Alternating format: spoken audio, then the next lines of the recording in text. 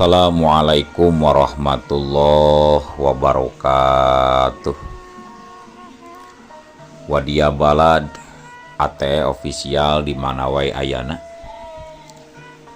Alhamdulillah wa syukru ala ni'amillah.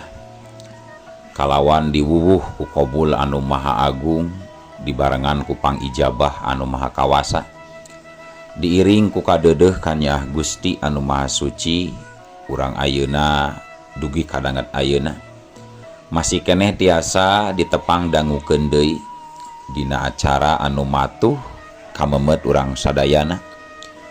Nyatana dina pagelaran dongeng Sunda jejer carita Rajapati di Puncak Suji. Ayeuna kantun bagian anu ka 30. Sateu acana neraskeun kana hanca guaran dongeng simkuring asmana Aki Agus Jago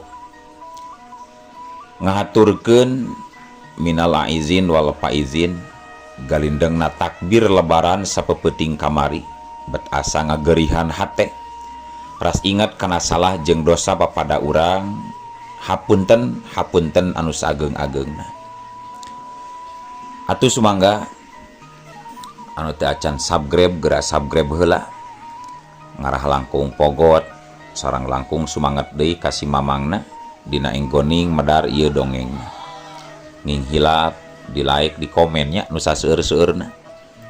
Lainna naon mamang masok bingah kitunya upami maosan komentar-komentar ti para wargi sadayana teh. Kalintang bingahna deui upami mah link video mamang ieu dipanggeserkeun atanapi dipangbagikeun. Atuh ngarah teu nyangkolong tingkana waktos sumangga. Ayeuna mah urang lajengkeun deui dongeng Rajapati di Puncak Suji bagian anu ka 30. Kumaha salajengna sorot cikopina betot simutna pagan heula tali kolorna bisi morosot merezel morozol uzel-uzelan di tengah jalan. Tumpak dung dung tes.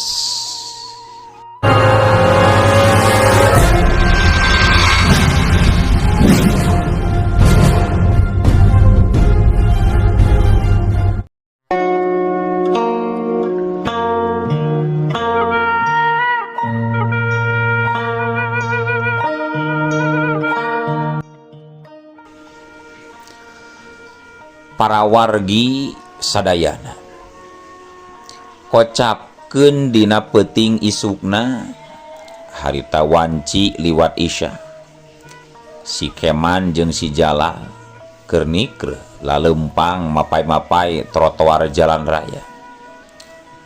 Kandaraan rame balawiri jiga eueuh leureuhna. Timiti motor, mobil angkot, bus jeung mobil-mobil pribadi oge pasuliwer minuhan jalan. Di sisi-sisi emper jalan katempo loba nu daragang mending ngajengjreng, nu dagang sarupaning bumbuahan, pakaian, parabot dapur, tukang somai, cilok, bajigur, jeung rea-rea deui. Bener euy, geus robah sagalana ayeuna mah man euy. Baheula mah semeh urang dibui di jalan teh teu rame jiga kieu. Kandaraan oge ukur aya sobara siki. Ayeuna mah meuni muluhan malah mah aya kana ratusan meureunna euy kendaraan teh. Man ceuk si Jalal sajroning leumpangna. Atunya heueuh. Lain sakedeung urang aya di jero buyan teh 15 tahun dulu. Hitung we ku si laing waktu kejadian harita teh mun teu salah mah tahun 80 hijian. Ayeuna teh meureun geus tahun sabaraha euy?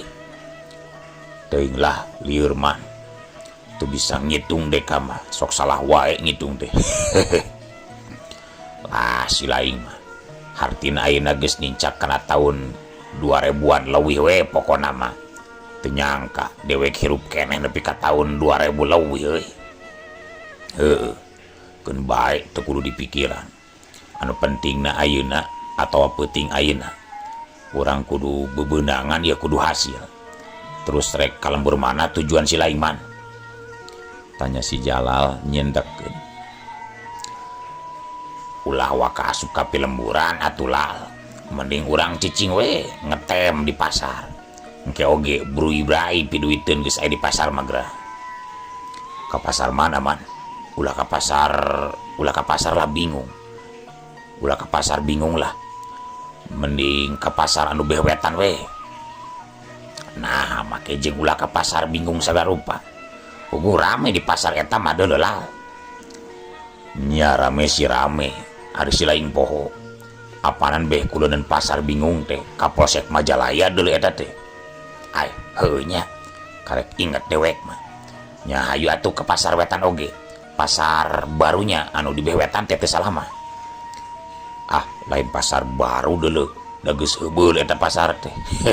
Ti baheula teh angger we diserebutna pasar baru nepi ka 2000 nya. Terus naon atuh? Ari ngaran mah nya angger we moal bisa digenti deuleu. Piraku kudu disebut pasar heubeul onaman mah. Si lain oge ti baheula ngaran si Jalal. Geuning geus kolot oge angger we Jalal terbaroba. Henteu sugan si Jalal jadi Jalol, Jalul, Jalu. Lah, kalah ngacapruk ka mana karep si lain mah geuning sarman. Geus kajen lah teu kudu dibahas masalah eta mah. Tudah si lain anu mimitianana. Geus jempe ah, ulah ngomong wae. Urang geus tereh nepi yeuh kanu dituju. Tuh. Geus katingali loba jelema anu keur baralaja tuh.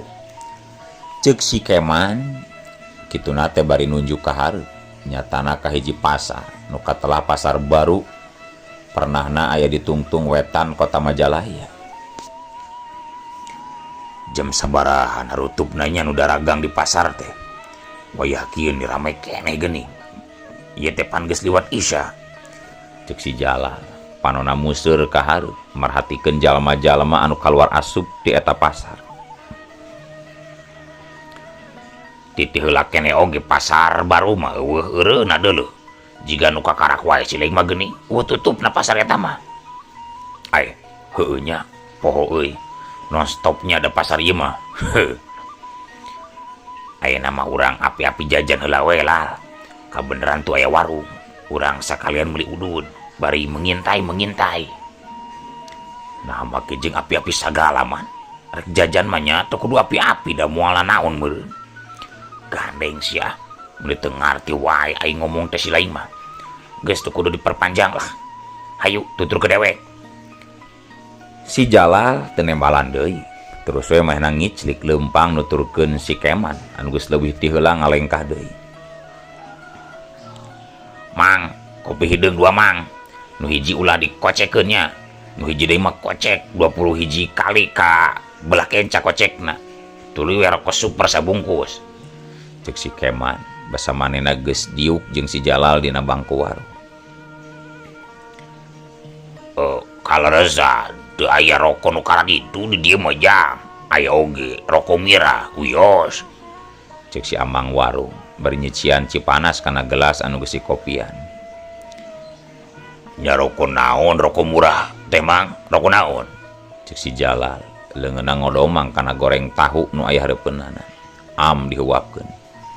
Kopi deui, kop deui kana gorengan bala-bala. Sakali nyokot teh aya kana 4 sikina, belum langsung disamualkeun. Mun nepi ka samutut matana burial benceli. Ah biasa we rokok cap taraje jeung rokok cap kuda lumping yang. Sok we gerak cobian, lumayan da keur teuris kieu mah. Hanut. Cik si amang warung bari nundaan gelas kopina di hareupeun anu duaan. Cikan ka dieu keun mang, hayang ngasaan udud cap taraje teh sabaraan ieu? Cek si Jalal ngarongkong bungkus rokok anu diasongkeun ku si amang warung. Terus si Jalal mesat sabatang. Si Keman oge nurutan nyokot sabatang. Seut diseungeut. Karasa kana genggerongna asa getek jeung semu ateul.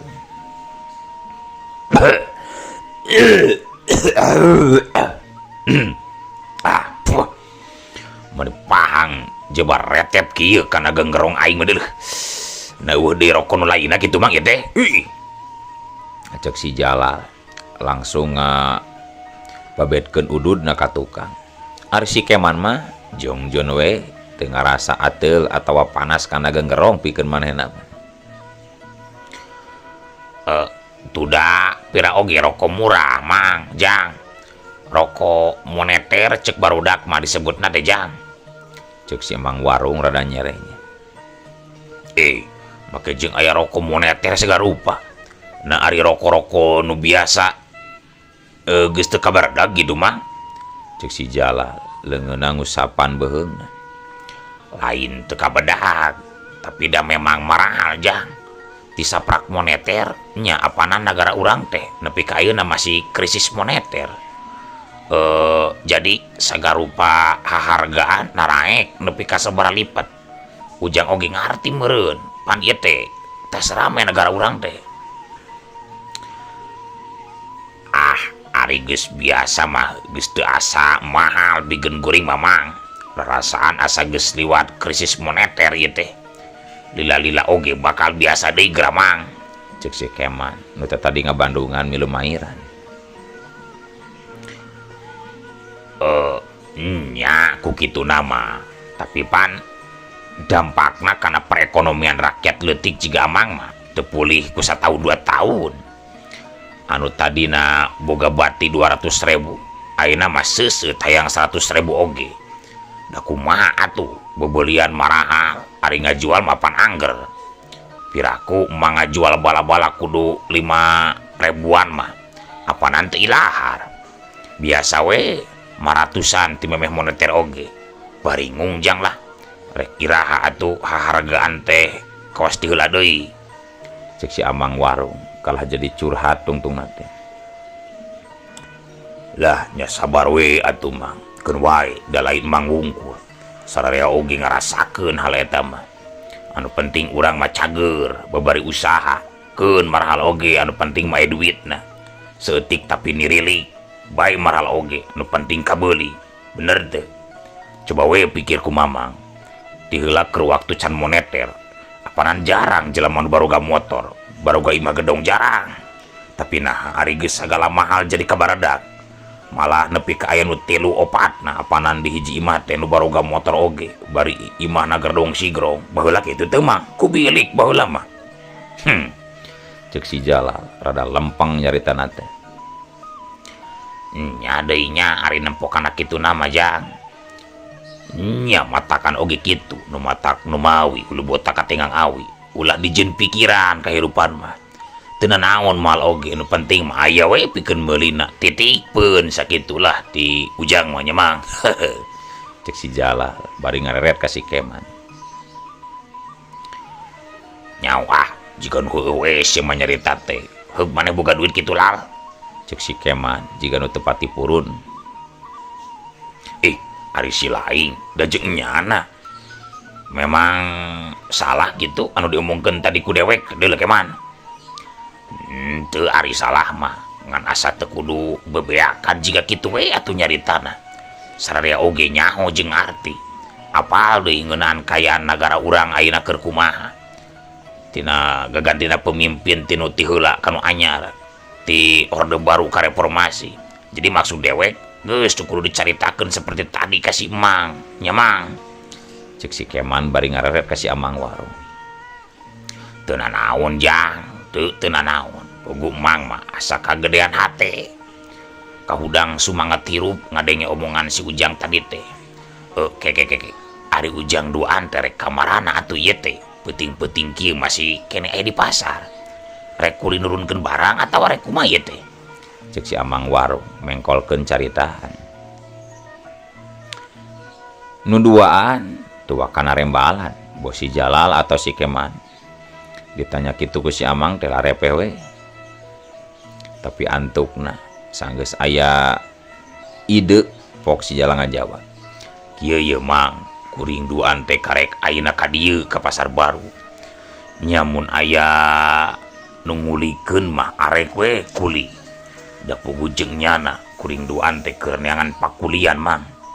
Kira-kirana sok jam sabaraha mobil nu sok ngangkut sayuranna datang ka dieu teh Mang? Cek si Jalal juga nunya. Sakedeung deui oge daratang geura antara jam 2 jam 3 wejang. Da sakedeung deui mangge rek tutup ieu teh ke sajam deui paling oge. Cek si ambang warung ngajelaskeun. Oh gitu.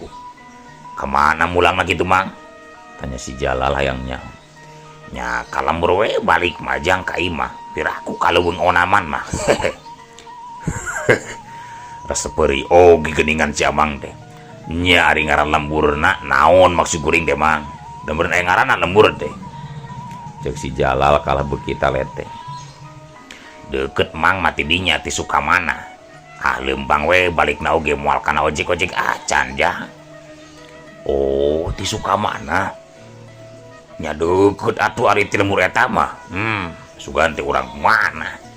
Cek si Jalal bari nyeungeut deui udud anu tadi matak ateul kana gengrongna.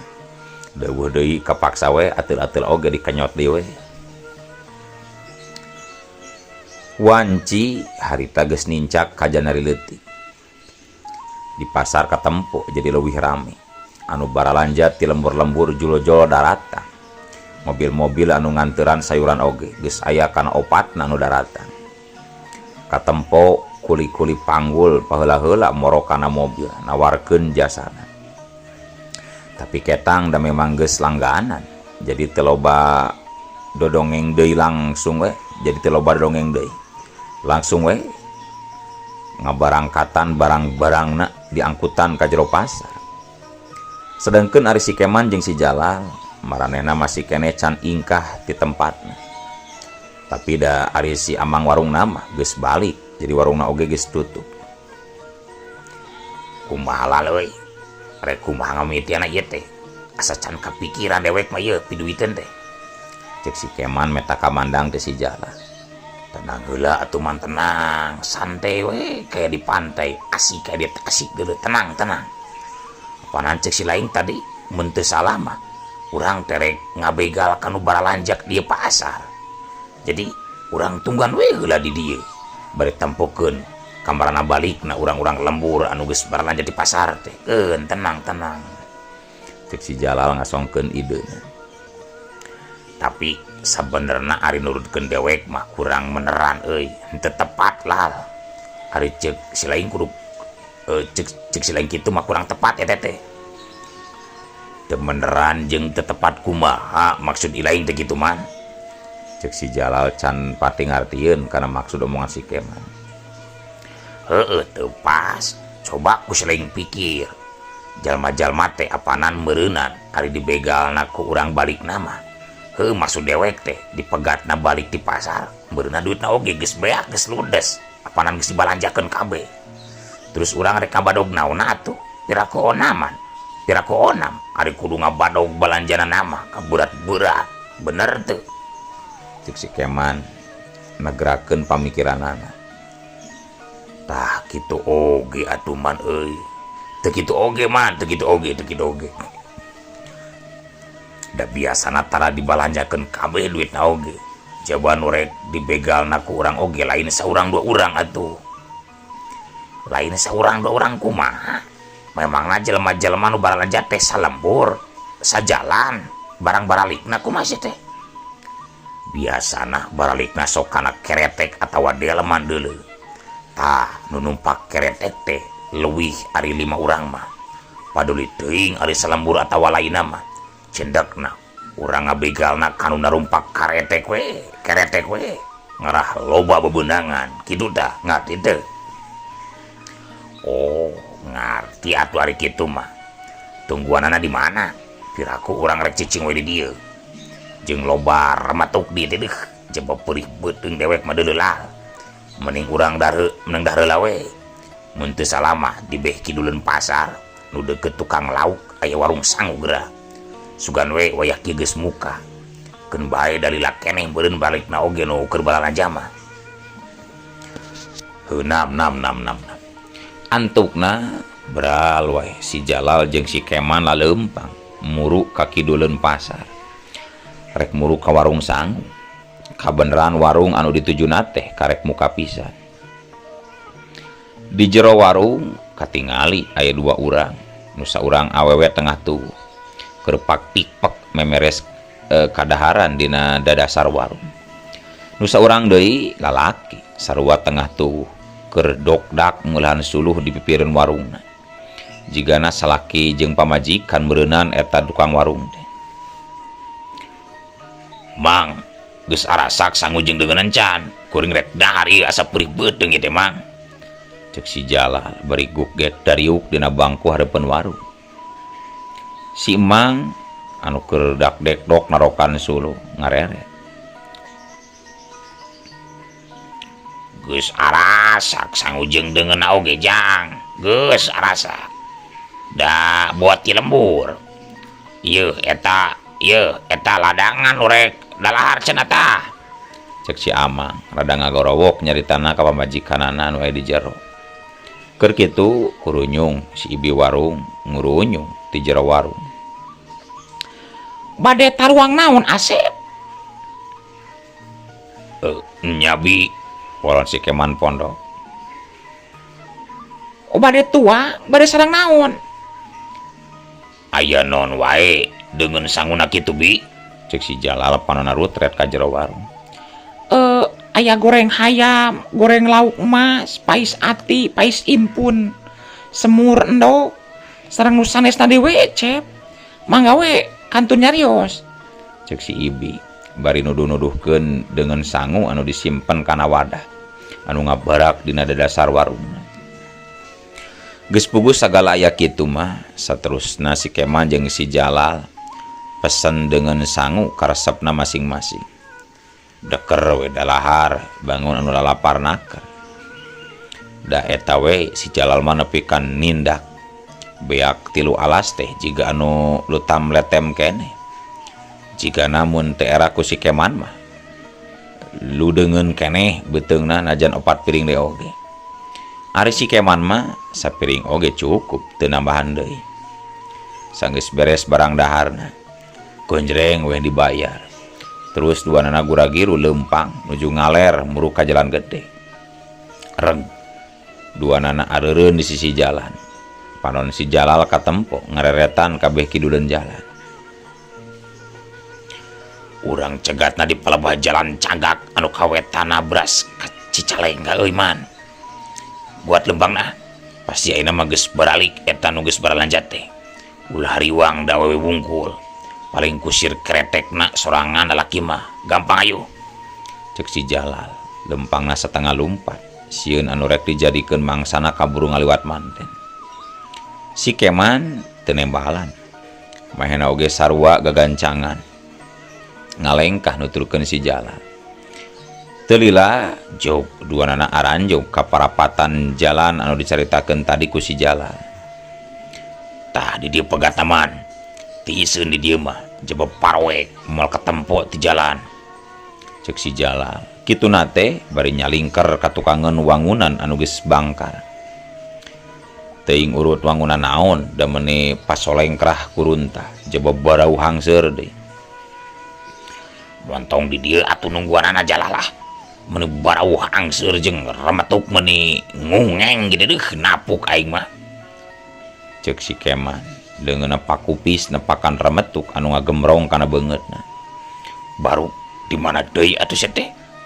Nah jadi aya imah geuning ayeuna mah di dieu teh euy. Da basa keur waktu tila-tila mah apanan kebun jeruk ieu teh euy. Heueuh da baheula apanan eta mah deuleu. Geus belasan tahun urang ngajedog di Jerepang berokan teh sia. Jadi nyampan das we sagarupana oge geus loba nu robah. Urang lebah ditu teu ngajedog teu kuat. Lieur aing mah ngambe barau hangseur.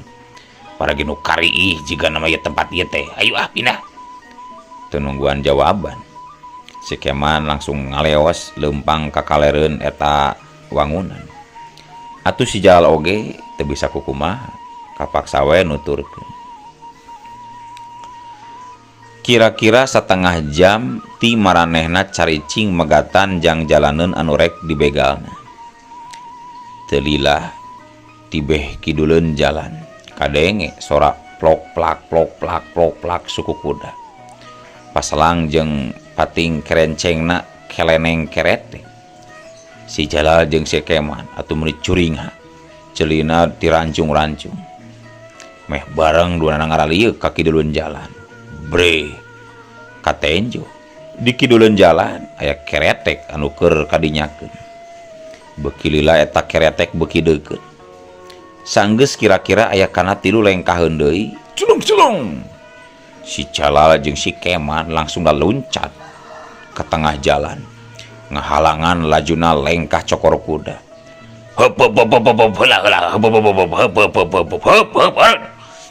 cek si Jalal leungeunna dikahareupeun mere tanda sangkan kusir kretek ngeureunkeun kadali kudana atuh reg we kuda teh eureun dari sakalikeun ditarik lesna pok kusir kretek dumanya ka si Jalal bangun neuruas aya naon Kang aya naon cenah cek kusir kuda bari jerut turun terus ngajantang panonna mancerong ka si Jalal dina kayan kitu ngan sakilat huk olo waktosna kabujeng seep wadia balad ATE official keun atunya ieu dongeng teh urang cekapkeun we heula dugi ka dieu insyaallah enjing pageto baris dilajengkeun deui atuh kukitu kukieuna mamang sajamit mungkur amit mundur ti payuneun para wargi sadayana hayu assalamualaikum warahmatullahi